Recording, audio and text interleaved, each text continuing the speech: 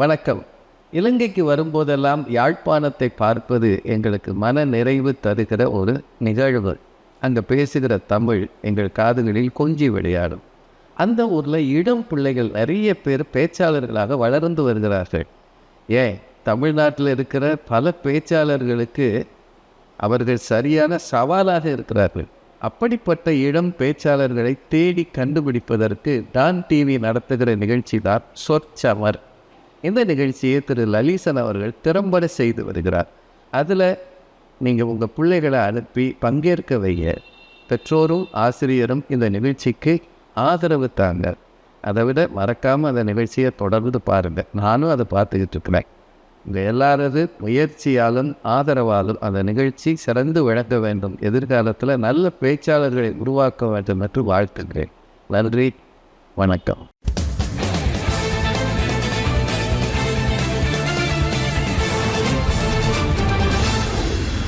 காதொளிரும் குண்டலமும் கைக்கு வளையாபதியும் கருணை மார்பின் மீதொளிர் சிந்தாமணியும் மெல்லிடையில் மேகலையும் சிலம்பார் இன்ப போதொளிர் பூந்தாமரையும் பொன்முடிச் சூளாமணியும் பொலியச் சூடி நீதியொளிர் செங்கோலாய் திருக்குறளை தாங்கும் தமிழ் நீடு வாழ்க.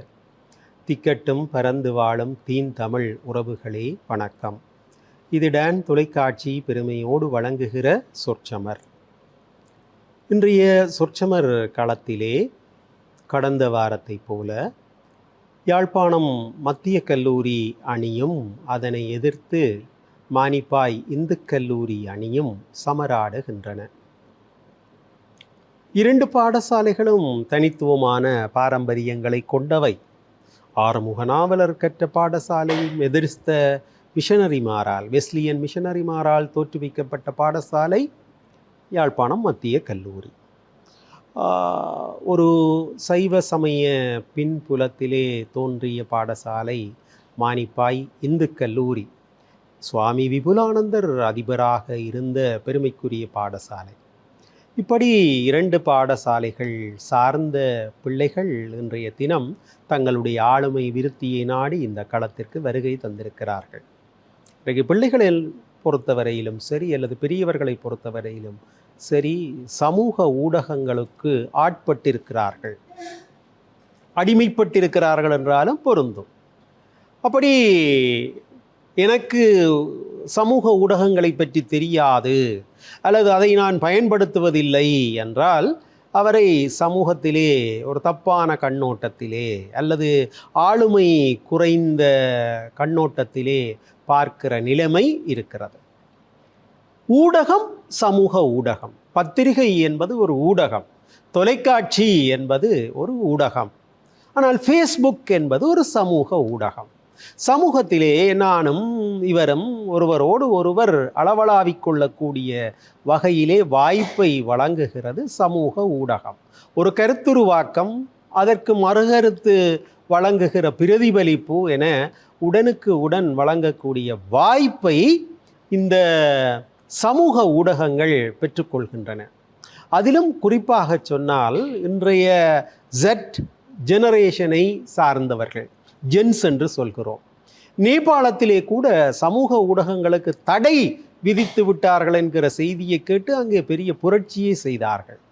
அப்படி ஜெட் ஜெனரேஷன் சார்ந்தவர்களுடைய ஒரு அடிப்படை ஆதர்சம் சமூக ஊடகம் என்றால் மிகைப்படாது. சமூக ஊடகங்களை பல வகைகளிலே பிரித்து நோக்குவார்கள். எங்கள் மக்களிலே அதிகம் பேர் பயன்படுத்துகிற சமூக ஊடகம் ஃபேஸ்புக்காக இருக்கிறது. அதற்கு பிறகு நான் நினைக்கிறேன் யூடியூப்பாக இருக்கிறது, வாட்ஸ்அப்பாக இருக்கிறது, வைபராக இருக்கிறது, இன்ஸ்டாகிராமாக இருக்கிறது அல்லது எக்ஸ்தளமாக இருக்கிறது. இதெல்லாம் சமூக ஊடகங்கள் தான். அது மாத்திரமல்ல, தகவல்கள் பற்றி அவற்றை பற்றிய ஒரு விடயத்தை பற்றி அறிவதற்கு ஏஐக்கு அப்பால் அதற்கு முன்னர் பலரும் பயன்படுத்திய கோரா தளம், கோரா என்கிற தளம் கூட ஒரு சமூக ஊடகம்தான். அல்லது படித்த மனிதர்கள் பெரும்பாலும் கையாள்கிற லிங்கடன், அது கூட ஒரு சமூக ஊடகம்தான். இப்படி சமூக ஊடகங்களை பல நிலைகளிலே வைத்து பார்க்கிறோம். ஆனால் பெரும்பாலும் நாங்கள் பயன்படுத்துகிற ஃபேஸ்புக் சிலர் சொல்கிறார்கள், ஒருவருக்கு கரி பூச வேண்டுமா, ஃபேஸ்புக்கிலே போய் பூசிவிடு என்று ஃபேஸ்புக்கை அதற்கு பயன்படுத்துகிறவர்கள் இருக்கிறார்கள். இப்பொழுது ஒரு பரவலாக சொல்லப்படுகிற ஒரு சொல் ஃபேக் ஐடி. அது என்ன ஃபேக் ஐடி என்றால் போலி முகவரி. போலி முகவரியிலே வருகிற முகநூல். அவர் யாரோ ஒருவர் அழகான ஒரு சினிமா நட்சத்திரத்தினுடைய படத்தையும் தன்னுடைய முகப்பு படமாக ஆக்கி நான் தான் இன்ன பெயருடையவர் என்று, அல்லது உறங்கும் உண்மைகள் என்று ஒரு ஃபேஸ்புக், இப்படியெல்லாம் திறந்து பிரதானமாக கெடுதலையே நோக்கமாக கொண்டு செயற்படுகிறவர்கள் இருக்கிறார்கள். முகவரி இல்லாதவர்கள் முகவரி உள்ளவர்கள் போல நடித்து தங்களை வெளிப்படுத்துகிறார்கள். இதற்காக ஃபேஸ்புக் ஒரு வசதியை செய்திருக்கிறது. அந்த ப்ரொஃபைல் அவருடையது தான் என்று நிரூபித்து அதற்கு மாதம் மாதம் நான் நினைக்கிறேன் 2500 ரூபாயோ அப்படி ஒரு தொகை நீங்கள் வாடகை பணமாக செலுத்தினால் அது அந்த உங்கள் அக்கவுண்ட்டை, உங்களுடைய கணக்கை உண்மையான கணக்கு என்று உறுதிப்படுத்தி பக்கத்திலே நீளத்திலே ஒரு செறி கூட போட்டுவிடும். அந்த நீளத்திலே செறி போட்ட முகநூல் ஐடி, அந்த முகவரி நம்பகரமானது என்று கொள்ள முடியும். இன்றைக்கு பலரை அப்படி பார்க்கிறோம். இருந்தாலும் மிக பலர் இப்படி மாதம் மாதம் ஃபேஸ்புக்கு வரி கட்டுவதா என்று அப்படி உண்மையான முகவரியாக அதை பயன்படுத்தாதவர்கள் இருக்கிறார்கள். இதனால் பல ஃபேக் ஐடிகள் உருவாகிற சந்தர்ப்பம் இருக்கிறது. அதைவிட ஹேக்கர்ஸ் இன்றைக்கு ஒருவருடைய முகநூலை முடக்குகிறவர்கள் அல்லது வாட்ஸ்அப்பை முடக்குகிறவர்கள், அப்படி கைப்பற்றி காசு கேட்கிறவர்கள், இப்படி எத்தனையோ பேர் வந்து விட்டார்கள். இத்தகைய ஒரு பின்புலத்திலே தான் இந்த இளையோர் பேசக்கூடிய ஒரு தலைப்பு இன்றைய சொற்சமர் சுமந்து வருகிறது. சமூக ஊடகங்களுடைய உண்மைத்தன்மை பற்றி ஒரு சச்சரவு ஏற்பட்டிருக்குமோ என்று எண்ணக்கூடியவாறு சில பிரச்சனைகளை நான் முன்வைத்தேன். இதுதான் இன்றைய தலைப்பு. சமூக ஊடகங்களுடைய உண்மைத்தன்மை குறைந்து வருகிறது. இந்த கூற்று சரியானதா அல்லது அப்படியல்லவா என்று கேட்டிருக்கிறார்கள். சரியானது. சமூக ஊடகங்களுடைய உண்மைத்தன்மை குறைந்து வருகிறது என்று பேச வந்திருக்கிறார்கள் மானிப்பாய் இந்து கல்லூரி அணியினர். இல்லை இல்லை அப்படி அல்ல என்று சொல்ல வந்திருக்கிறார்கள் யாழ்ப்பாணம் மத்திய கல்லூரி அணியினர். வாதத்தை தொடக்கி வைக்கிறார் மானிப்பாய் இந்து கல்லூரியினுடைய அணித்தலைவர் டீன் ஐவின் டிதுஜன். அவர் உயர்தரத்திலே கலைப்பிரிவிலே கல்வி பயில்கிறார். இந்த சொற்சமர் களத்தை நான் நினைக்கிறேன், எத்தனை வருடங்கள் சொற்சமர் களத்திலே பேசுகிறீர்கள்? 3 வருடமாக திறம்பட பயன்படுத்தி இருக்கிறார். நான் அவருடைய பாடசாலையிலே போய் அவரை பார்த்திருக்கிறேன். அவர் நல்ல ஆளுமை உள்ள மாணவனாக இந்த சொற்சமர் களம் பேச்சாளர்கள் எங்கும் வெல்வார்கள். பாடசாலையிலே கூட அவர் சிறந்த முறையிலே பிரகாசிக்கிறார். நான் நினைக்கிறேன் மாணவர் தலைவராகவும் இருக்கிறீர்கள். சரி, வாழ்த்துக்கள், பேசுங்கள். நேயர்கள் அனைவருக்கும் இனிய வந்தனங்கள். இன்று எங்கள் கைகளிலே தவழ்ந்து கொண்டிருக்கின்ற தலைப்பானது சமூக ஊடகங்களினுடைய உண்மைத்தன்மை வெகுவாக குறைந்து வருகிறது என்பது சரியே. முதலாவதாக, இந்த சமூக ஊடகங்களுடைய உண்மைத்தன்மை மக்கள் மத்தியிலே ஏன் குறைந்து வருகிறது என்பதற்கான காரணங்களை முன்வைக்க வேண்டிய கடப்பாடு எங்கள் அணிக்கு இருக்கின்றது. அந்த வகையில் முதலாவது விடயம் போலி செய்திகளை சமூக ஊடகங்கள் வெளியிட்டமை. அதாவது 2025ஆம் ஆண்டு, அதாவது இன்று தீபாவளிக்கு முதல் நாள் முன்னாள் ஜனாதிபதி சந்திரிகா காலமாகிவிட்டார் என்று கூட ஒரு போலி செய்தியொன்று எங்கள் மத்தியிலே பரப்பப்பட்டு விட்டது.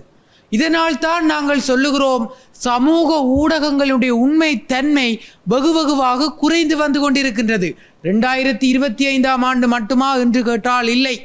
2019ஆம் ஆண்டு ஈஸ்டர் குண்டு தாக்குதலிலே போலி செய்திகளாலும் தவறான ஒரு பரப்புரைகளாலும் ஃபேஸ்புக் என்ற வலைத்தளமே இலங்கையில் முடக்கப்பட்ட செய்திகளை நேயர்கள் நீங்கள் அவதானிப்பீர்கள் என்று நான் நினைக்கின்றேன். இந்த சமூக ஊடகங்களை பற்றி, அதாவது அதனுடைய உண்மைத்தன்மை எவ்வாறு செயற்படுகிறது என்றால், அன்று தொலைபேசியிலே பார்த்திருந்தேன், 7 வயது சிறுமிக்கு 70 வயது தாத்தா செய்த செயல் என்று ஒரு செய்தி வருகிறது. உடனே என்னுடைய மூளையிலே ஒரு செய்தி வந்து விழுந்தது, பாலியல் பலாத்காரம் நடந்திருக்குமோ என்று என்னுடைய மூளை சொல்லியது. ஆனால் உள்ளே சென்று செய்தியை தட்டி பார்த்தால் 7 வயது சிறுமிக்கு 70 வயது தாத்தா கொப்பியும் பேனையும் வாங்கி கொடுத்தார் என்று இருக்கிறது. இதுதான் ஐயா இன்றைய சமூக ஊடகங்கள் தவறுதலான ஒரு பரப்புரைகளை தங்களுடைய லாபத்திற்காக பரப்புவதற்காக இருக்கின்றார்கள். இந்த சமூக ஊடகங்களில் தொலைபேசியாக மாறி இன்று எங்கள் கைகளிலே தவழ்ந்து வந்து கொண்டிருக்கின்றது. அன்று தொலைபேசி அங்கிருந்தது, உறவுகள் இங்கிருந்தன. ஆனால் இன்று தொலைபேசியோ இங்கு வந்து விட்டது, உறவுகள் எங்கேயோ சென்று விட்டன. இங்கே நாங்கள் உன்னிப்பாக கவனிக்க வேண்டிய விடயம், இந்த விரத காலங்களிலே முருகப்பெருமானே அருள் கொடுத்தது போல வாட்ஸ்அப் வலைத்தளத்திலே ஸ்டேட்டஸ் போடுகிறார்கள். 1ஆம் நாள் போடுகிறார்கள் வேலுண்டு பயமில்லை, 2ஆம் நாள் போடுகிறார்கள் கந்தனுண்டு கவலை இல்லை, 3ஆம் நாள் போடுகிறார்கள் முருகனுண்டு மனிதம் இருக்கிறது என்று, 6ஆம் நாள் அதாவது கந்தசீட்டு இறுதி நாளிலே போடுகிறார்கள் முருகனுண்டு முக்கியமில்லை. இதுதான் இன்று எங்களுடைய சமூக ஊடகங்களை மக்கள் பயன்படுத்துகின்ற விதமும், சமூக ஊடகவியலாளர்கள் மக்களை ஏமாற்றிக் கொண்டிருக்கின்ற உண்மை தன்மை குறைக்கின்ற செய்தியையும் இங்கே நாங்கள் ஆழமாக சிந்தித்து கொண்டிருக்கின்றோம். நடுவர்களே, சென்ற வாரம் ஒரு செய்தி, கொரோனாவினுடைய வீரியம் குறைந்து விட்டது என்று ஒரு செய்தி. இந்த வாரம் பார்த்தால் சென்னையில் கொரோனாவில் 2 பலி என்று ஒரு செய்தி. சமூக ஊடகங்களினுடைய உண்மை தன்மை எவ்வாறு செயற்பட்டு கொண்டிருக்கிறது என்பதை இதைவிட நாங்கள் சான்றாதாரங்கள் கூறி பேச வேண்டும் என்று அவசியமில்லை நேயர்களே. ஏனெனில் இந்த ஜனநாயகத்தினுடைய 4 தூண்களிலே மிகவும் முக்கியமான ஒரு தூணாக சமூக ஊடகம் காணப்படுகிறது. ஆனால் இன்று அந்த சமூக ஊடகங்கள், இந்த தொலைபேசி என்ற தொல்லைபேசி எங்களை மாற்றிக்கொண்டு சென்று கொண்டிருக்கின்றது. இன்று நாங்கள் பார்க்க போனால் தொலைபேசியை கண்டுபிடித்த அலெக்சாண்டர் கிரகம்பில் கூட தன்னுடைய மனைவியோடு தான் ஐயா கதைக்க வேண்டும் என்று தொலைபேசியை கண்டுபிடித்தார். ஆனால் இன்று மனைவியோடு கதைப்பதற்கு மட்டுமல்ல தொலைபேசி, மாற்றான் விட்டு மனைவியோடு கதைப்பதற்கும் கூட தொலைபேசி வந்து விடுகிற அளவிற்கு எங்களுடைய சமூக ஊடகங்கள் செயற்பட்டு கொண்டிருக்கின்றன. இங்கே எதிர்த்தரப்புவாதிகளுக்கு நான் விளக்க வேண்டிய ஒரு விடயம், இன்று எங்களுக்கு தரப்பட்ட தலைப்பு சமூக ஊடகங்களுடைய உண்மைத்தன்மை வெகுவாக குறைந்துள்ளது, சரியா தவறா என்று. ஆனால் எதிர்த்தரப்புவாதிகள் சில வேளைகளில் சமூக ஊடகத்தினுடைய நன்மை தீமைகள் பற்றி கதைத்து கொண்டிருப்பார்கள் நேயர்களே. ஆகவே நாங்கள் இங்கே உன்னிப்பாக அவதானித்துக் கொண்டிருக்க வேண்டிய ஒரு விடயம். இன்னொரு விடயம் என்னவென்றால், எங்களுடைய வள்ளுவ பெருமான் அழகாக கூறுகிறார், எப்பொருள் ஜார் வாய் கேட்பினும் அப்பொருள் மெய்ப்பொருள் காண்பது அறிவு. அதாவது எந்த பொருளை எவர் சொல்ல கேட்பினும் உண்மைத்தன்மையை அறிந்து செயற்படுவதுதான் அறிவு. ஆகவே சமூக ஊடகங்களில் என்னதான் போலி செய்திகளும் பொய்களான வதந்திகளும் பரப்பப்பட்டாலும் நாங்கள் அதற்குள்ளே முடங்கி விடாமல் எங்களுடைய வாழ்க்கையை நாங்கள் கண்காணிக்க வேண்டிய ஒரு தேவை எங்கள் மத்தியிலே இருக்கின்றது. இன்றைய காலத்திலே நாங்கள் பார்க்க போனால் அந்த விடயத்தில் உண்மை இருக்கிறதா இல்லையா என்று தெரியவில்லை. ஆனால் அந்த பதிவுக்கு மக்கள் அதிக லைக் செய்திருந்தால் அது உண்மை என்று நம்புகின்ற ஒரு மக்கள் கூட்டம் இன்றைய சமுதாயத்திலே உருவாக்கிவிட்டார்கள். ஆகவே சமூக ஊடகங்களுடைய உண்மைத்தன்மையை அறிந்து நாங்கள் செயற்பட வேண்டிய கடமை இருக்கிறது. ஆகவே சமூக ஊடகங்களுடைய போலி செய்திகளுக்கும் இந்த உண்மை தன்மைகளும் இன்று குறைவாக வருகிறது என்பது நிதர்சனமான உண்மை என்று கூறி விடைபெற்றுக் கொள்கிறேன். நன்றி, வணக்கம். சமூக ஊடகங்களுடைய உண்மைத்தன்மை குறைவடைந்து வருகிறது. இந்த கூற்று சரியானதுதான் என்று மானிப்பா இந்து கல்லூரி அணி வாதிட்டது. இல்லை அப்படி அல்ல என்று வாதிடுவதற்காக ஜதோட்சன் வந்திருக்கிறார்.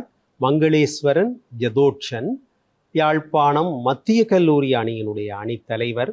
அவரை பற்றி நான் கடந்த தடவை கூட குறிப்பிட்டேன். ஆறுமுக நாவலருடைய பரம்பரையிலே வந்து இன்றைக்கும் நாவலர் வாழ்ந்த வீட்டுச் சூழலிலே அவரும் வாழ்கிறார். கைலாச பிள்ளையார் கோவிலடியை சேர்ந்தவர், மத்திய கல்லூரியினுடைய மாணவன், மிகுந்த நம்பிக்கை உள்ளவர், வேட்டியோடு பாடசாலைக்கு போகிறவர்.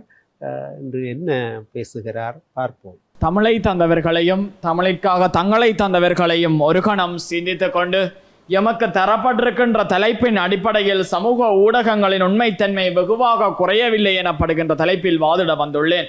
அதற்கு அமைய எதிர்த்தரப்புவாதி அவர்கள் கூறியிருந்தார், சமூக ஊடகங்களுக்கான உதாரணங்களை நாங்கள் கூறுவோம், அதன் சார்பில் நடுவரை தம்பக்கம் திருப்பி விடுவோம் என கூறியிருந்தார். அதன் அடிப்படையில் எமக்கு தரப்பட்டிருக்கின்ற தலைப்பின் அடிப்படையில் சபையினது நடுவர் அவர்கள் கூறியிருந்தார், நேபாளத்தில் சமூக ஊடகம் முடக்கப்பட்டதால் தான் போராட்டம் இடம்பெற்றது என்று. அதிலிருந்து நீங்கள் எதிர்த்தரப்பான நீங்கள் தெரிந்து கொள்ள வேண்டும், சமூக ஊடகம் எவ்வாறானதொரு செல்வாக்கினை அந்நாட்டில் செலுத்தி இருக்கின்றது என்பதனை நீங்கள் அறிந்து கொள்ள வேண்டும். அது மட்டுமல்லாது எதிர்த்தரப்புவாதி கூறியிருந்தார், 2019 ஆண்டில் இடம்பெற்ற போராட்டத்தின் அடிப்படையில் பேஸ்புக் எனப்படுகின்ற சமூக ஊடகமானது முடக்கப்பட்டிருக்கின்றது என்று. அவ்வாறு முடக்கப்பட்டாலும் கூட VPN எனப்படுகின்றது ஒரு செயலியினை பயன்படுத்தி சமூக ஊடகத்தினை பயன்படுத்தி இருக்கின்றார்கள் அந்த அரசியல்வாதிகள் தான். அவ்வாறானதொரு முக்கியத்துவத்தினை பெற்றிருக்கின்றது இந்த சமூக ஊடகம். VPN-ஐ டவுன்லோட் செய்து அதன் மூலம் பயனினை அனுபவித்திருக்கின்றார்கள். சமூக ஊடகம் முடக்கப்பட்டாலும் கூட அந்த முடக்கத்திலும் இருந்து நாங்கள் வெளிவந்து சமூக ஊடகத்தில் ஒரு பதிவினை மேற்கொள்வோம், அவ்வாறானது ஒரு சமூக ஊடகம் தமக்கு தேவை என்பதனை உணர்த்தி இருக்கின்றார்கள் இந்த மக்கள். VPN-ஐ பயன்படுத்தி பதிலடி கொடுத்திருக்கின்றார்கள். எதனை பயன்படுத்தி என்றால் சமூக ஊடகத்தினை பயன்படுத்திய பதிலடி கொடுத்திருக்கின்றார்கள் என்பதை நீங்கள் இங்கு விளங்கிக் கொள்ள வேண்டியது ஒரு விடயமாக காணப்படுகிறது. அது மட்டுமல்லாது அவ்வாறானதொரு ஆட்சி நடைபெற்றதனால் தான் இலங்கையில் சமூக பொருளாதார சீரழிவுகள் அதிகமாக நடைபெற்ற காலமாக காணப்படுகின்றது. அண்மையில் இலங்கையில் பல குற்றங்களோடு தொடர்பு பட்டிருக்கக்கூடியதொரு நபர் துபாயில் கைது செய்யப்பட்டிருந்தாலும் கூட அவர் கைது செய்த நாட்டிற்கு அழைத்து வரப்படுகின்றதற்கிடையில் சமூக ஊடகங்களில் அவர் கைது செய்யப்பட்டார் எனப்படுகின்ற விடயம் தெளிவுறுத்தப்பட்டு அவர் தனது குற்றங்களை புரிந்த தனது இடத்தில் மக்கள் எவ்வாறானதொரு மகிழ்ச்சியினை வெளிப்படுத்தி இருக்கின்றார்கள் என்பதனை நீங்கள் காணொளி ஊடாக கண்டிருப்பீர்கள். அதுவும் அவரது இடமான தங்காலை எனப்படுகின்ற இடத்தில் மக்கள் மகிழ்ச்சியில் வெடிகொளுத்தி ஆரவாரித்திருப்பது செய்தியினூடாக வெளிப்படுத்தப்பட்டிருக்கின்றது. அவ்வாறானதொரு மகிழ்ச்சிகரமான செய்தி வெளியிடப்பட்டிருப்பது இந்த சமூக ஊடகங்களினால் தான் என்பதனை வெளிப்படுத்தி இருக்கின்றது என்பதை நீங்கள் குறித்து கொள்ள வேண்டியது ஒரு விடயமாக காணப்படுகிறது. அவர் கைது செய்யப்பட்டிருப்பதும் கைது செய்ததனை மக்கள் கொண்டாடி இருப்பதனும் வெளிப்படுத்தப்பட்டிருப்பது இந்த சமூக ஊடகங்களினால் தான் என்பதனை நீங்கள் விளங்கிக் கொள்ள வேண்டும். அது மட்டுமல்லாது உறவுகள் அப்பொழுது நெருங்கி இருந்தன, தொலைபேசி எங்கேயோ இருந்தது, ஆனால் தற்காலத்தில் தொலைபேசி சட்டைப்பைக்குள் வந்துவிட்டது, உறவுகள் எங்கேயோ சென்று விட்டது என தலைவர் கூறியிருந்தார். எனக்கு மிகவும் வருத்தத்தினை அளிக்கக்கூடியதொரு தகவலாக அது காணப்படுகின்றது. நண்பன் வெளிநாட்டில் இருந்தாலும் கூட எனது சட்டைப்பையில் அவன் தொடர்பில் இருக்கின்றான் என்பதனை பெருமையுடன் சொல்லக்கூடியதொரு காலமாக இக்காலம் வளர்ந்திருக்கின்றது என்பதனை நீங்கள் குறித்து கொள்ள வேண்டியதொரு விடயமாக காணப்படுகின்றது. அதன் அடிப்படையில் எமது வாதம் சமூக ஊடகங்களின் உண்மைத்தன்மையினை வெகுவாக குறைக்கவில்லை என தெரிவித்துக் கொண்டு எனது வாதத்தினை நிறைவு செய்து கொள்கிறேன். நன்றி, வணக்கம். சமூக ஊடகங்களுடைய உண்மைத்தன்மை குறைவடைந்து வருகிறது. இந்த கூற்று சரியானதா அல்லவா என்று கேட்ட பொழுது அப்படி அல்ல, குறைவடைந்து வரவில்லை என்று தன் அணி சார்ந்த வாதத்தை முன்வைத்திருக்கிறார் மத்திய கல்லூரியினுடைய அணித்தலைவர் ஜதோட்சன். அவருடைய வாதத்தோடு சிறியதோர் இடைவேளைக்கு சென்று வருவோம். இது டான் தொலைக்காட்சி பெருமையோடு வழங்குகிற சொற்சமர்.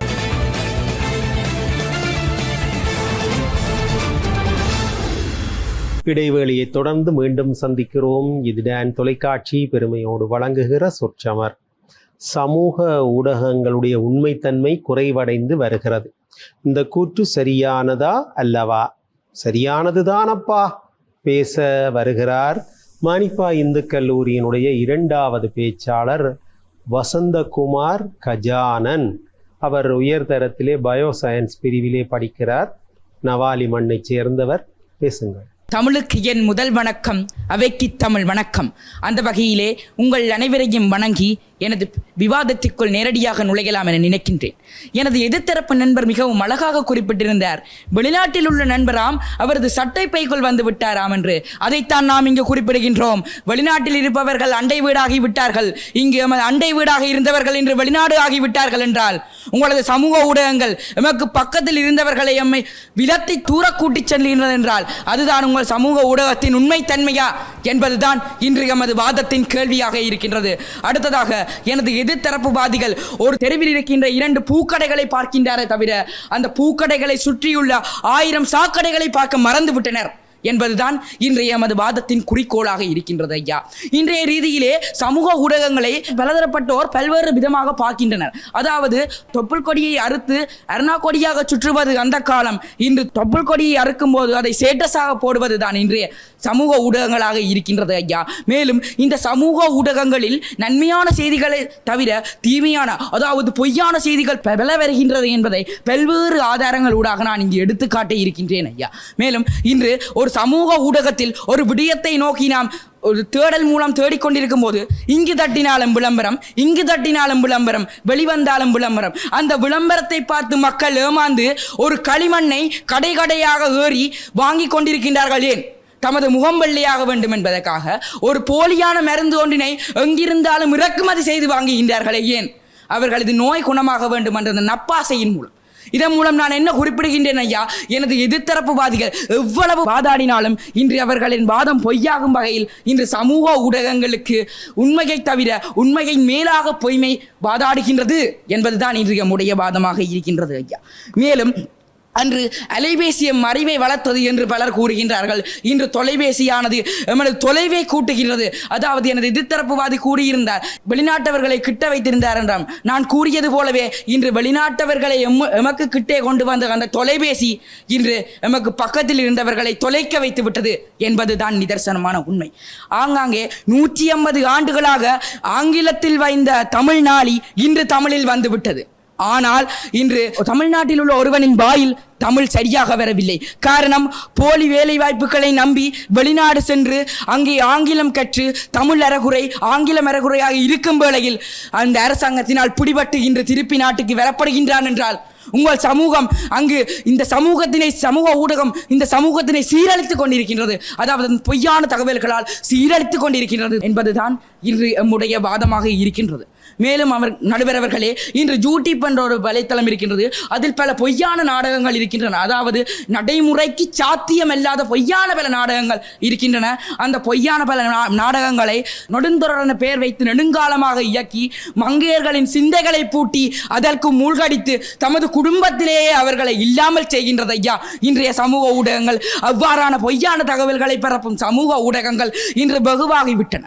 மேலும் ஐயா குறிப்பிட்டது போலவே பேஸ்புக்கில் ஒரு ஃபேக் ஐடி திறந்து அதில் பேஸ்புக்கில் காதலாம், இன்ஸ்டாகிராமில் கல்யாணமாம், டிக்டாக்கில் விவாகரத்தாம்.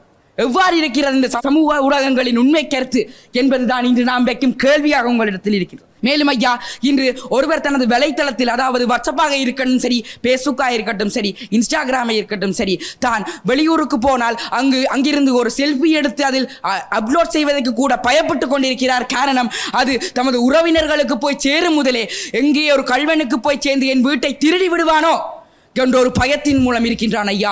அதன் மூலம் நான் உங்களுக்கு என்ன குறிப்பிடுகின்றேன் என்றால், இன்றைய சமூக ஊடகம் எமக்கு நன்மை தர வேண்டிய இடத்தில், அதாவது உண்மையாக இருக்க வேண்டிய இடத்தில் எமக்கு பொய்யாக இருந்து எம்மை சீரழித்துக் கொண்டிருக்கின்றது என்றுதான் இன்றைய உண்மையாக இருக்கின்றது. மேலும் ஐயா, அன்றைய காலம் 12 மணிக்கு பேய் வரும் என்ற காலம் எல்லாம் போய் 12 மணிக்கு நைட் டேட்டா வரும். அங்கு சமூக வலைத்தளத்தை போட்டு தேய்த்து நோண்டி இன்று பல இளைஞர்கள் சீரழிந்து போகின்றார்களே. இதுக்கு உங்கள் சமூக ஊடகம் தான் காரணம் என தெரிவித்து எனது வாதத்தினை நிறைவு செய்கின்றேன். நன்றி, வணக்கம். 12 மணிக்கு பேய் வரும் என்று காலம் போய் 12 மணிக்கு நைட் டேட்டா வரும் என்று காத்திருக்கிற காலமாகிவிட்டது என்று ஒரு புதிய கருத்தை கூட அவர் சொன்னார். உண்மையிலே இந்த பிள்ளைகளுக்கு நான் சொல்லக்கூடிய ஒரு ஆலோசனை, தலைப்பு என்ன என்பதை பார்க்க வேண்டும். தலைப்போடு ஒட்டி வெட்டி பேசுவது தான் இந்த விவாதத்துக்கு அழகு. ஆகவே அதிலே கூடிய கவனம் செலுத்தினால்தான் நீங்களும் இந்த துறை சார்ந்து வளரலாம்.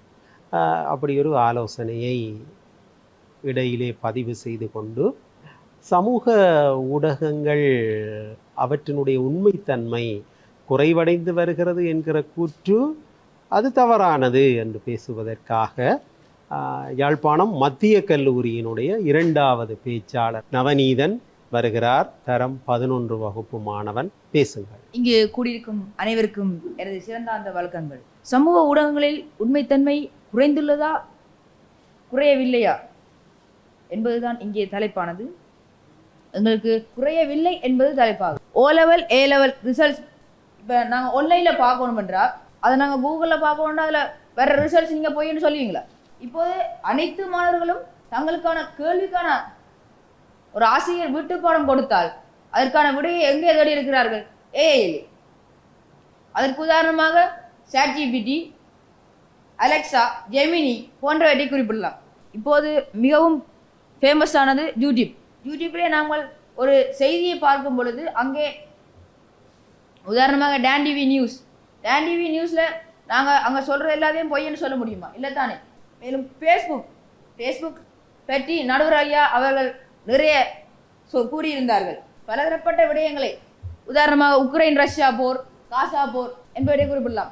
காசாவில் நடக்கின்ற அனைத்து துன்பகரமான விடயங்களையும் நாங்கள் உண்மையாக ஃபேஸ்புக்கில் தான் பார்த்து அறிகின்றோம். ஆகவே இணையதளங்கள் உண்மையான கருத்துக்களை மட்டுமே கூறுகின்றது என்று நான் கூற விளையவில்லை. ஒருவேளை அதை தப்பான கருத்துக்களையும் கூற இயலாம். மேலும் டராஸ், டெமு, அலி எக்ஸ்பிரஸ் போன்ற இதில் நாங்கள் இப்போ பல பொருட்களை ஆர்டர் பண்ணி எடுக்கிறோம். எங்களுக்கு தேவையுண்டு. அங்கே பல பொய்யான பொருட்களை வைத்து அவர்கள் விளம்பரம் செய்யவில்லை. உண்மையான பொருட்களை தான் எங்களுக்கு கொடுக்க முயல்கின்றார்கள். தற்போது நான் கொஞ்சம் சொற்ப நாட்களில் இணையதளத்தில் தான் நான் ஒரு சயின்ஸ் கியூஸ் போட்டியை எழுத உள்ளேன். அதற்கு தெரிவாகின்ற 20 பேரினை கொழும்பிலே அழைத்து அங்கே அந்த 20 மாணவர்களுக்கு பரிசளிப்பதாக கூறியுள்ளார்கள். இதனை நீங்கள் எவ்வாறு தவறென்று கூறலாம்? அதைவிட எதிர்த்தரப்பு விவாத தலைவர் கூறியிருந்தார், 70 சிறுமிக்கு 70 வயது தாத்தா செய்த வேலை. இதையே நீங்கள் சமூக ஊடகங்களில் குற்றம் என்று கூறீர்கள். இது சமூக ஊடகங்களில் குற்றம் அல்ல, இதில் உங்களுடைய கண்ணோட்டம் தான் குற்றமாக காணப்படுகின்றது. ஆகவே சமூக வலைத்தளங்களில் உண்மைத்தன்மை குறைந்து வருகின்றது என்பது தவறான கருத்து என்பதனை கூறிக்கொண்டு என விவாதனை முடிக்கிறேன். நவநீதனுடைய வாதத்தை பார்த்தோம். நான் ஏற்கனவே வலியுறுத்தி இருக்கிறேன், தலைப்பை சரியாக புரிந்து எங்கள் வாதத்தை அமைத்து கொள்ள வேண்டும் என்று. அதை மீண்டும் இவர்களுக்கு ஒரு ஆலோசனையாக சொல்லிக்கொண்டு நாங்கள் சிறியதோர் இடைவேளைக்கு சென்று வரலாம்.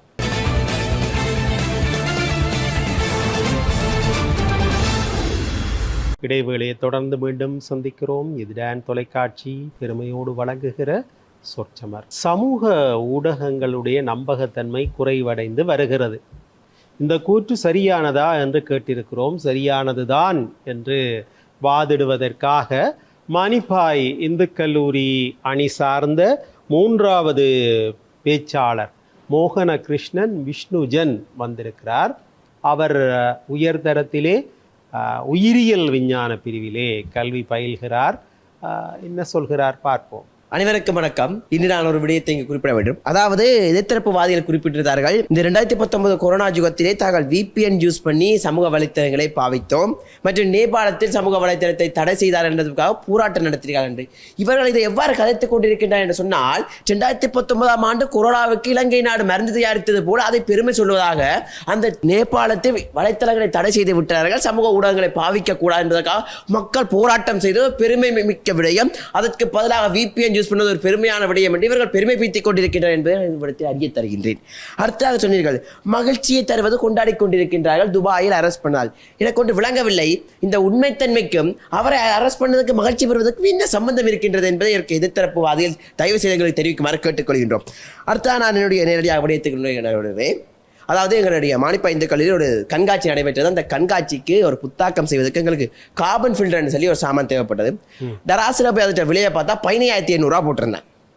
டராசில் 15,800 போட்டுருந்தேன். நாங்களும் சரி வாங்குவோம் என்று கேட்க தம்பிக்கு தேவைக்குதாங்க. அப்போ தம்பிக்கு சொன்னால் இதுக்கு ஒரு யாழ்ப்பாணம் போய் விலையை விசாரிச்சுட்டு வருவோம்னு வெளிக்கிட்டு போனாங்க. நடுவர்களே ஒவ்வொரு கடையாக ஏறி இறங்கினோம், இல்லை. ஒவ்வொரு ஃபில்டர் கடையாக நாங்கள் போனாங்க, இல்லையே இல்லை. கடைசியாக யாழ்ப்பாணம் இந்த கல்லூரிக்கு முன்னால் ஒரு கடை இருக்கின்ற அந்த கடைக்கு போய் கேட்டோம், அண்ணா எப்படி கார்பன் ஃபில்டர் என்ன தான் இருக்கும். ஓம் தம்பி இருக்குது, எவ்வளோ நாடு கேட்டேன், 500 ரூபான்னு சொன்னாங்க. நடுவரை வழியாக கேட்டுக்கொள்ளுங்கள் 500 ரூபாய். 15,800 ரூபாய் டராசில் போட்டிருந்தது. நாங்கள் 15,800 ரூபாய்க்கு அதை ஆர்டர் பண்ணி எடுத்திருந்தா அந்த காசு ஸ்கூல் தரமே நினைக்கிறீங்களா? இந்த அளவு சைஸ் சாமான் நடுவர்களே, 500 ரூபா சாமான் 15,800 ரூபா இப்பயே போய் போட்டாலும் அங்கே கிடக்கு. இதுதான் நம்மளுடைய இன்றைய சமூக ஊடகங்களுடைய உண்மைத்தன்மையாக காணப்படுகின்றது.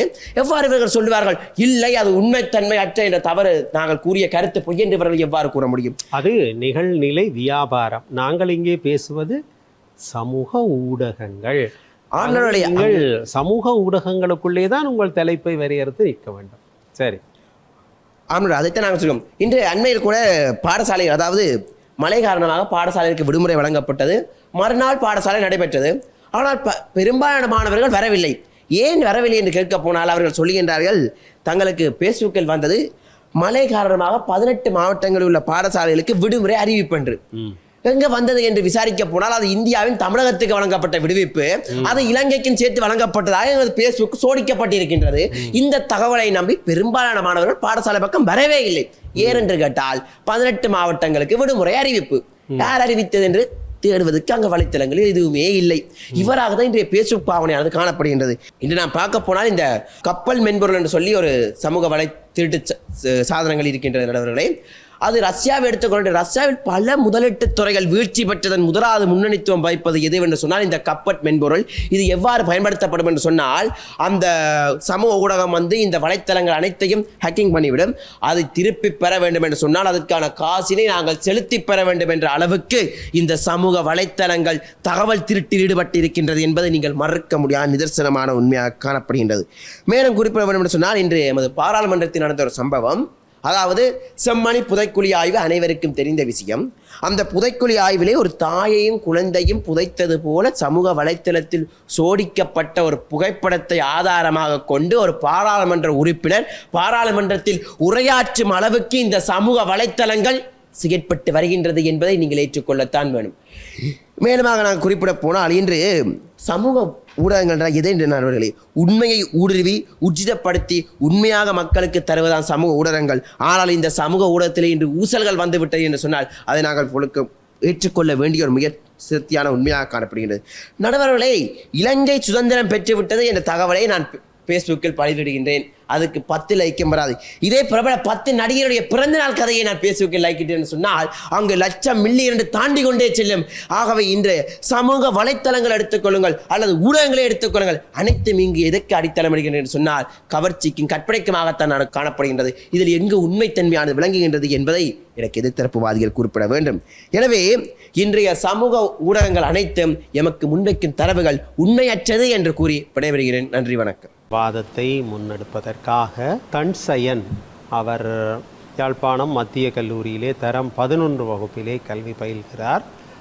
சமூக ஊடகங்களுடைய உண்மைத்தன்மை குறைந்து வருகிறது என்கிற கூற்று சரியானது அல்ல என்பது அவருடைய வாதம். என்ன சொல்கிறார் பார்ப்போம். பெற்றெடுத்த தாய்க்கும் தத்தெடுத்த தமிழுக்கும் முதற்கண் வணக்கம். சமூக ஊடகங்களின் உண்மைத்தன்மை குறைந்து வருகிறது சரியா தவறா என்ற தலைப்பின் கீழ், குறைந்து வரவில்லை என்ற தலைப்பின் கீழ் பேச வந்துள்ளேன். சமூக ஊடகங்கள் பல தகவல்களை வெளியிடலாம். அதனை உறுதிப்படுத்துவதற்காக பல நிறுவனங்கள் இலங்கையில் தோற்றம் பெற்றிருப்பது உங்களுக்கு தெரியுமா? அரசு நிறுவனங்களோ தனியார் நிறுவனங்களோ உண்மைத்தன்மையை சோதிப்பதற்காக என்று நிறுவனங்கள் இலங்கையில் பல உள்ளன. இது உண்மைத்தன்மை அதிகரிப்பதற்காக மட்டுமே அன்றி குறைப்பதற்காக இல்லை. தலைவர் கூறியிருந்தார் 7 வயது சிறுமி 70 வயது கிழவன். இது ஒரு அந்த நியூஸை வெளியே போடுறவங்க கையாளுற ஒரு கவர்ச்சி. அந்த நியூஸுக்கு கவர்ச்சி கொடுத்தா அந்த நியூஸை உள்ளே போகும்போது அவர்களுக்கு ஒரு வருமானம் பெறும் என்ற நோக்கத்திலேயே அப்படிப்பட்ட தலையங்களை இடுவார்களே தவிர, நீங்கள் அதை மேலோட்டமாக வாசித்து விட்டு ஒருவேளை பாலியல் பலாத்காரம் தலைவர் கூறியது போல செய்திருக்கலாம் என்று எண்ணி பலருக்கு பருப்பி இப்படி 70 வயது கிழவன் பாலியல் பலாத்காரம் செய்து விட்டானாம் என்ற ஒரு பொய்யான தகவலை நீங்களே பரப்பி கொண்டிருப்பது எந்தவித நியாயமும் இல்லை. இந்த தராசும் அப்படிப்பட்ட வடிவாக கீழே எழுதியிருப்பார்கள். நீங்கள் அதை வாசிக்காமல் படத்தை கண்டு விட்டு சைக்கிள் கிடைக்க போகுது, கார்பன் ஃபில்டர் கிடைக்க போகுது. கார்பன் ஃபில்டரோட பல பொருட்கள் சேர்த்து கொடுத்துருக்கலாம். கார்பன் ஃபில்டரை மட்டும் தனியாக வாசி போட்டு கார்பன் ஃபில்டர் கொடுக்க போகின்ற 15,000 கொடுக்கறதுக்கு முற்பட்டது உங்களோட கூட. முதலாம் தலைப்பினர் கூறியிருந்த வெளிநாட்டு நண்பர்கள் ஃபோன் வந்ததால் தான் தூரம் போயிட்டாங்களாம். எனக்கு விலங்கில் என்னண்டு ஃபோன் வந்துட்டு நீ வெளிநாடு போ, நான் ஃபோன் எடுத்து கேட்குறேன், அப்படியா காய்ச்சி விட்டாங்க. வெளிநாடு போன ஒரு நண்பனை அருகில் இருப்பது போல இது நினைத்து கலைப்பதற்கு தான் தொலைபேசியை தவிர கலைத்து விட்டு கலைப்பதற்கு இல்லை தொலைபேசி. முதலாந்தர தலைவர் சொல்லியிருந்தார், எதிர்த்தரப்பாதிகளை கவனமாக கவனியுங்கள், நன்மை தீவிலை கைத்து விட்டு சென்று விடுவார்கள் என்று. நான் பார்த்ததிலேயே முக்கால்வாசி நன்மை தீவுகளை இது 2ஆம் தரப்பினராக கூடியிருந்தார் அதிகமாக. சரி, ஒத்துக்கொள்கிறேன். சில 1-2 பேர் ஒரு பழிவாங்கும் நோக்கத்துக்காகவோ வஞ்சகத்திற்காகவோ ஒரு நக்களுக்காகவோ கண்ணீர் அஞ்சலி போஸ்டர் போட்டியோ சேர்த்துக்காரு சும்மா அழிய விடுவாங்க. அந்த 1-2 பேர் செய்கிற பிழை சமூகத்தில் இருக்கிற அவ்வளவு சமூக ஊடகங்களையும் பாதிக்குமா, அதாவது இந்த உண்மைத்தன்மையை குறைக்குமாண்டா இல்லை. மற்றது இந்த ரஷ்யா முதலீடுகள் சேர்ந்து பல வீழ்ச்சிகளை செஞ்சதாக அந்த 3ஆம் தரப்பினர் கூறியிருந்தார். ஹேக் செய்வதற்கு முதல் நீங்கள் அந்த வரும் லிங்குகள் முதல்ல வரும், அதை கிளிக் பண்ணி உள்ளே போய் அந்த ஹேக் செய்வதற்கு ஆதரவளிப்பவர்கள் நீங்கள். தேவையற்ற லிங்குகளை கிளிக் செய்து விட்டு சமூக ஊடகத்திறன் தான் அப்படி செஞ்சது, சமூக ஊடகத்திறன் அப்படி செஞ்சது. சமூக ஊடகங்கள் மிகப்பெரிய பாதிப்பை ஏற்படுத்த உண்மைத்தன்மையை குறைத்து வருகிறது என்று கண்டவாட்டை கழித்து விட்டு போகிறார்கள். பாராளுமன்றத்திற்கு முறையிடும் அளவிற்கு இப்பொழுது உண்மைத்தன்மை இருக்கிறது பெரிய விஷயம். அது ஒரு அந்த ஃபோட்டோ வச்சு பாராளுமன்றத்தில் காட்சிக்காரண்டா சமூக ஊடகங்கள் உண்மைத்தன்மை வெகுவாக அதிகரித்துள்ளே தவிர குறையவில்லை. ஆகவே சமூக ஊடகங்கள் உண்மைத்தன்மை குறையவில்லை, கூடியதே குறைந்து வருகிறது என்ற தவறான ஒரு கூற்று என்று கூறிக்கொண்டு விடைபெறுகிறேன். நன்றி, வணக்கம். தன்சயனுடைய வாதத்தை இதுவரை பார்த்தோம். தொடர்ந்து தொகுப்புரை மற்றும் தீர்ப்புரை இடம்பெற வேண்டும். அதற்கு முதல் சிறியதோர் இடைவேளைக்கு சென்று வருவோம்.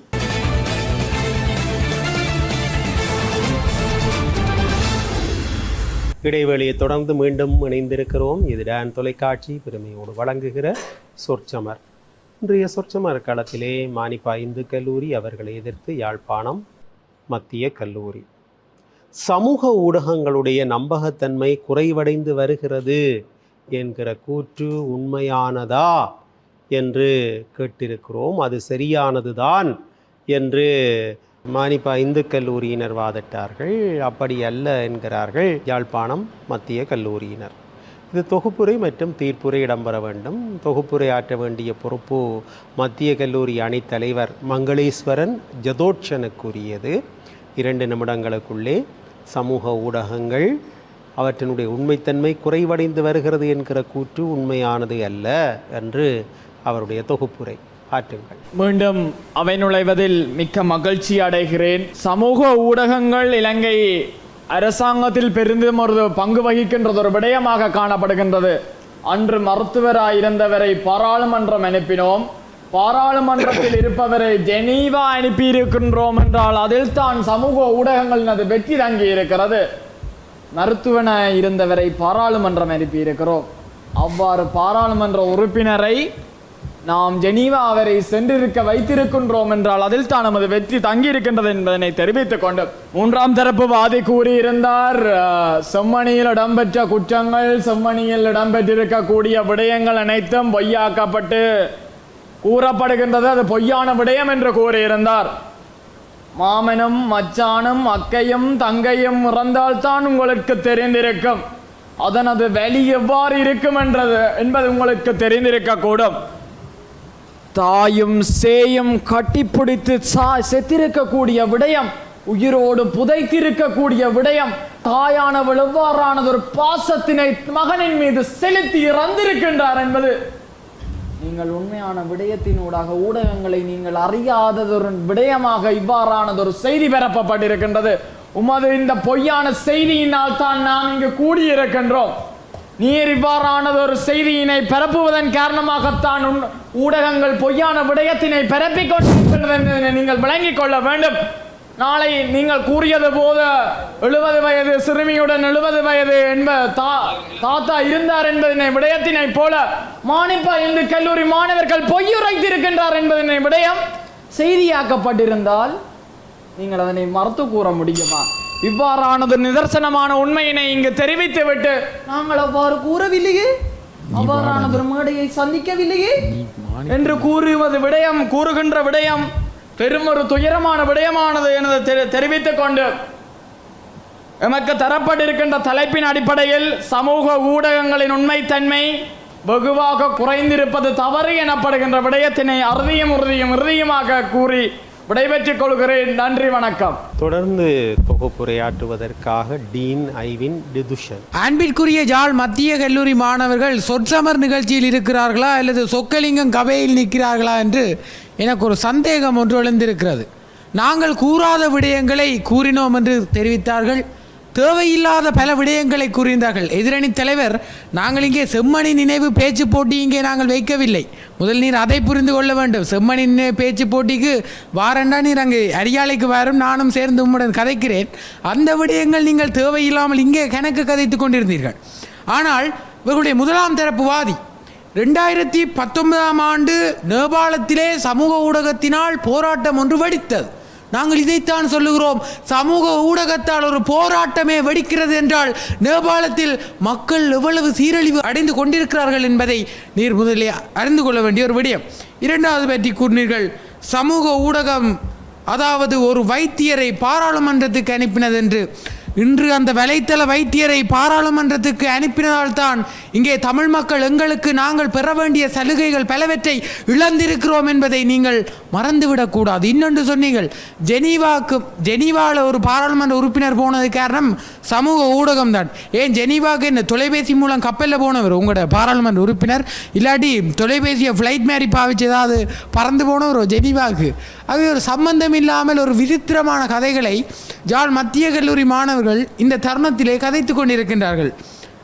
அது மட்டுமல்லாது சொன்னீர்கள், வருமானம், எங்களுக்கு வருமானம் கிடைக்கும், நாங்கள் என்னவென்றாலும் செய்வோம். வருமானம் கிடைக்கும், நாங்கள் என்னவென்றாலும் செய்வோம் என்றால் வருமானம் என்பதற்காக எங்கள் மக்களே ஐயா நீங்கள் அடகு வைத்து உங்களுடைய சமூக ஊடகத்தை முன்னேற்ற வேண்டும். எங்கள் மக்கள் என்ன உங்களுடைய தொலைபேசியிலே ஊடுருவி கொண்டிருக்கின்ற ஒரு வலைத்தளம் என்று நினைத்து கொண்டிருக்கின்றீர்களா? ஆகவே அன்பிற்குரிய சகோதரர்களே, எங்கள் மக்கள் தான் எங்களுக்கு முக்கியம், சமூக ஊடகங்கள் அதற்கு பின்னே என்பதை நீங்கள் தெரிந்து கொள்ள வேண்டும். இன்று யூடியூப் வலைத்தளம் பற்றி கூறினீர்கள். ஏன் யூடியூப் வலைத்தள முகவர்களோ நீங்கள் தெரியவில்லை? யூடியூப் வலைத்தளத்திலே நாடக பாவனிலே 20%, நாங்கள் யூடியூப்லே நாடகத்திலே 20% மாமனார் மாமியார் சண்டை, 30% மாமியார் எப்படி மருமகளை போட்டு தள்ளுறது, 50% கணவன் மனைவி குழப்பத்தை தான் அந்த யூடியூப் இன்று விதைத்து கொண்டிருக்கிறது. ஆகவே சமூக ஊடகங்களுடைய உண்மைத்தன்மை வெகுவாக குறைந்து வருகின்றது. அது இனிமேலும் குறையப் போகின்றது. இது நிதர்சனமான உண்மை என்று கூறி விடைபெறுகிறேன். நன்றி, வணக்கம். சமூக ஊடகங்களுடைய நம்பகத்தன்மை இது குறித்து தான் இன்றைய சொற்சமருடைய வாத பிரதிவாதங்கள் அமைந்திருக்கின்றன. நான் ஆரம்பத்திலேயே சமூக ஊடகங்கள் பற்றி சொன்னேன். ஊடகம் என்பது வேறு, சமூக ஊடகம் என்பது வேறு, இணையதளம் என்பது வேறு. சமூக ஊடகங்கள் இயங்குவதற்கு இணையதளம் மிக முக்கியம். அவை இணையத்திலே தான், இன்டர்நெட்டை பயன்படுத்தித்தான் வருகின்றன. வாட்ஸ்அப் ஆகட்டும், வைபர் ஆகட்டும், இன்ஸ்டாகிராம் ஆகட்டும், எக்ஸ் தளமாகட்டும், பலரும் பயன்படுத்துகிற ஃபேஸ்புக் ஆகட்டும், யூடியூப் ஆகட்டும், லிங்க்டன் ஆகட்டும், இவையெல்லாம் சமூக ஊடகங்கள். ஆனால் இங்கே டராஸ் பற்றி பேசினார்கள், பரீட்சை திணைக்களத்தினுடைய ரிசல்ட்ஸ் பார்க்கிற இணையதளம் பற்றி பேசினார்கள். இவையெல்லாம் சமூக ஊடகங்கள் அல்ல. அதிலே முதலிலே தெளிவு வேண்டும்.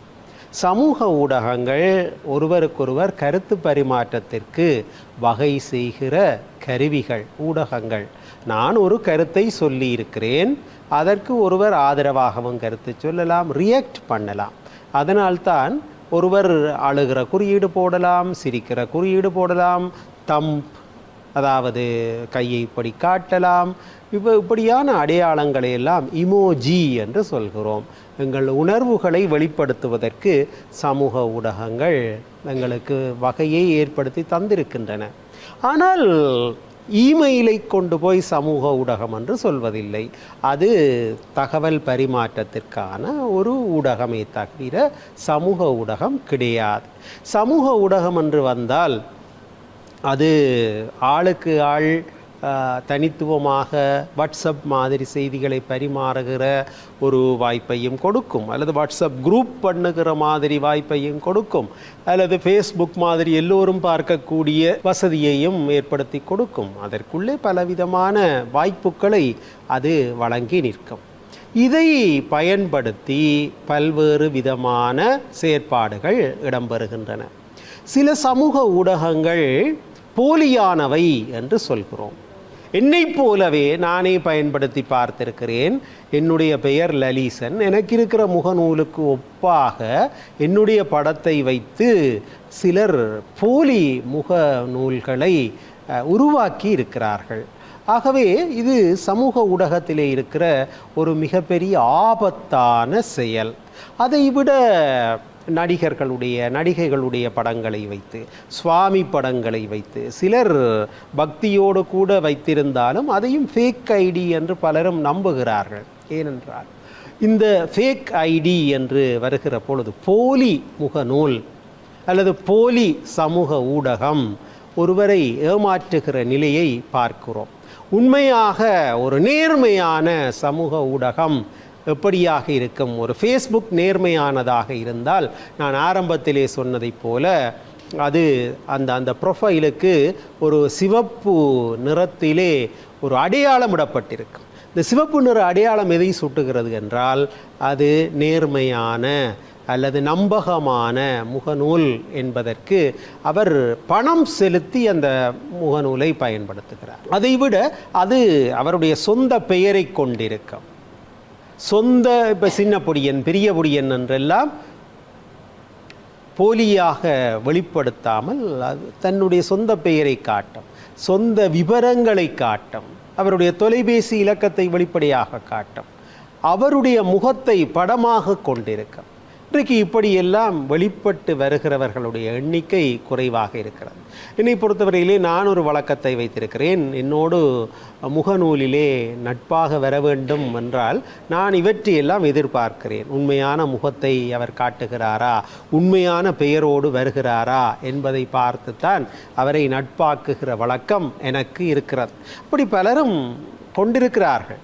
ஆனால் இப்போ கேள்வி என்னவென்றால், இன்றைக்கு சமூக ஊடகங்கள் பல்கி பெருகி போகிற காலத்திலே மனிதனுடன் இருக்கின்ற மறைவான பொருள், அதைத்தான் மத்திய கல்லூரியிலே இருந்து பேசுகிற பொழுது நிறைவு பேச்சாளர் சொன்னார், 70 வயது தாத்தா 7 வயது சிறுவனுக்கு செய்த செயல் என்று சொல்லி, அதையே நீங்கள் பிழையான கண்ணோட்டத்திலே பார்க்கிறீர்கள், அது உங்களில் அல்லவா பிழை என்று. அது உண்மைதான். அப்படி பிழையான கண்ணோட்டத்திலே பார்க்கிற மனதிலே பிழை இருக்கிறது என்றாலும் இது பொதுவான மனித இயல்பு. அப்படி பார்த்தால் சமூக ஊடகங்கள் அதற்கான வாய்ப்பை ஏற்படுத்தி கொடுக்கின்றன.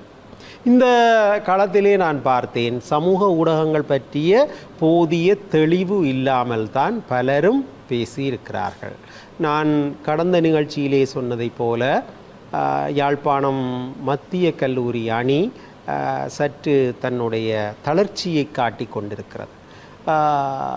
அந்த நிலையிலே வைத்து பார்க்கிற பொழுது சமூக ஊடகங்கள் அவற்றினுடைய நம்பகத்தன்மை இன்றைக்கு குறைந்து கொண்டு செல்கிறது என்பது இன்றைக்கு யதார்த்தமாக தெரிகிறது. ஏனென்றால் இவர்கள் சொன்னார்கள், நம்பி கட்டு விட்டோம் என்று பல விடயங்களிலே நாங்கள் இன்றைக்கு பெயர் சொல்லி கொண்டிருக்கிறோம் என்றால், சமூக ஊடகங்களை நம்பித்தான் மக்கள் வாக்களித்தார்கள். சமூக ஊடகங்களை நம்பித்தான் ஒன்றை பற்றி நம்பிக்கை கொள்கிறார்கள். அவையெல்லாம் கெட்டுப்போகின்றன என்றால், இன்றைக்கெல்லாம் வியாபாரங்கள் யூடியூப்பிலே இந்த வீட்டை விற்பதென்றால் அந்த வீட்டை பற்றி கொட்டொண்டு பொய்களை குட்டி தள்ளுகிறார்கள். ஃபேஸ்புக்கிலே விளம்பரம் செய்கிறார்கள். பெரும்பாலும் யூடியூப் வியாபாரம். யூடியூப்பிலே சாரி காட்டுகிறார்கள், யூடியூப்பிலே வீட்டை காட்டுகிறார்கள். இவற்றை காட்டி வியாபாரம் செய்கிற பொழுது பெரும்பாலும் நம்பிக்கட்டு போகிறவர்கள்தான் பல பேர் இருக்கிறார்கள். ஆகவே சமூக ஊடகங்களை இன்றைக்கு பயன்படுத்துகிறவர்கள் அதை நம்பி கிடப்பண்ணுகிறவர்களாகத்தான் இருக்கிறார்கள். ஆனால் இதற்கு ஒரு மறுபக்கம் இருக்கிறது. ஆனால் மத்திய கல்லூரி அதை தொடவில்லை. வாட்ஸ்அப் ஆகட்டும், வைபர் ஆகட்டும், இந்த குழுமங்கள் தான் இன்றைக்கு பாடசாலைகளிலே படித்தவர்களை இணைத்து வைத்திருக்கிறது. இன்றைக்கு ஒரு பாடசாலைக்கு உதவியை கூட பெற்றுக் கொடுப்பது இந்த குழுமங்கள் தான். வாட்ஸ்அப் குரூப்பிலே இருக்கிறவர்கள் தான் ஒன்றாக சேர்கிறார்கள். வாட்ஸ்அப் குரூப் மூலம் இன்றைக்கு செய்திகள் உடனுக்குடன் பரிமாறப்படுகின்றன. இந்த துரித கதியிலே ஒரு செய்தி, ஒருவர் இறந்து விட்டார் என்றால் முந்தைய காலத்திலே பத்திரிகை பார்க்க வேண்டும். யாழ்ப்பாணத்திலே என்றால் உதயன் பத்திரிகையை பார்த்து விட்டுத்தான் மரண அறிவித்தல் கன்ஃபார்ம் பண்ணுவார்கள். இன்றைக்கு அந்த நிலைமை இல்லை. இன்றைக்கு ஒருவர் இறந்து விட்டார் என்றால் அடுத்த கணமே அவர் இறந்து விட்டார் என்று அவரை பற்றி கட்டுரை வரை வரைந்து போடுகிறார்கள். அந்த அளவிற்கு முகநூல் எங்களிடம் பல்வேறு வகையான செய்திகளை கொண்டு சென்று சேர்க்கிறது. ஆனால் உண்மையாகவே இறந்தாரா என்று பத்திரிகைகளிலே பெரும்பாலும் பிழை வருவது கிடையாது. ஆனால் முகநூலிலே இவர்கள் சொன்னார்கள் சந்திரிகா அம்மையார் இறந்து விட்டார் என்று சில நாட்களுக்கு முன்னர் எனக்கும் செய்தி வந்தது. ஆகவே எப்படி பார்த்தாலும் சமூக ஊடகங்களுடைய நம்பகத்தன்மை இப்பொழுது வர வர குறைந்து கொண்டுதான் செல்கிறது. அதற்குரிய வாய்ப்புகளும் கூடிக்கொண்டுதான் செல்கின்றன என்பதை தீர்ப்பாக சொல்லி யாழ்ப்பாணம் மானிப்பாய் இந்து கல்லூரி அணியினர் இந்த போட்டியிலே வெற்றி பெறுகிறார்கள். பொதுவாகவே வளமையை காட்டிலும் நான் தயாரிப்பாளரோடும் சொன்னேன், இந்த போட்டியிலே பங்கு கொள்கிற போட்டியாளர்கள் சற்று தளர்வுற்றிருக்கிறார்கள் தங்களுடைய பேச்சாற்றலிலே சரி, கருத்து திரட்டலிலே சரி. ஆகவே யாருக்கு சிறந்த பேச்சாளருக்கான பரிசை கொடுக்கலாம் என்றால் கடந்த வாரம் போல இந்த வாரமும் டீன் ஐவின் டிதுஷனுக்குத்தான் அந்த பரிசு. சிறந்த பேச்சாளருக்கான பாரதி பாஸ்கர் பட்டிமன்றம் ராஜா வழங்குகிற 5000 ரூபாய் பணப்பரிசு அவருக்குத்தான் நான் வழங்கப் போகிறேன். வாருங்கள். நல்லது நேயர்களே, மீண்டும் மற்றும் ஒரு நிகழ்ச்சியில் சந்திக்கலாம். நிகழ்ச்சி தயாரிப்பாளர் டான் தொலைக்காட்சியின் முகாமையாளர் இளையதம்பி செல்வச்சந்திரன், படத்தொகுப்பு மற்றும் படப்பிடிப்பு மேற்கொள்கின்ற பிதுஷாந்த் துவாரகன் குழுவினர் அத்தனை பேரோடும் மற்றும் ஒரு நிகழ்ச்சியில் சந்திக்கும் வரை வணக்கம் கூறி விடை கொள்கிறேன். நன்றி, வணக்கம்.